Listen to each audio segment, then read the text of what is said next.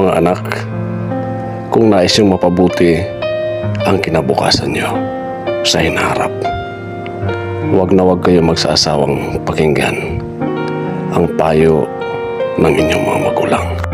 Dahil walang mga magulang ang nais na kayo'y mapahamak. Naghihirap at nagtitiis sa pinili niyong buhay. Sapagkat ang tanging kaligayahan ng mga magulang ay makita kayong maligaya at may naabot na mga pangarap.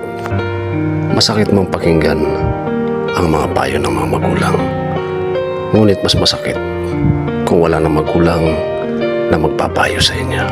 Balang araw ay mamimiss nyo ang kanilang mga payo, ngunit ang masakit kung hanggang sa alaala nyo na lamang sila makakapiling. Hanggang sa panaginip nyo na lamang sila mayayakap.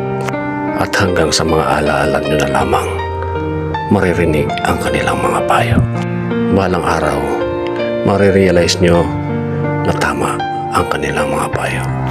Ang kanilang mga pagsisikap upang maituwid lamang ang inyong mga landas. Dahil balang araw, alam nila na kayo rin ay magiging isang magulang. Kaya't kung anumang mga paghihirap ang kanilang dinanas, ay ayaw nilang mangyari din sa inyo.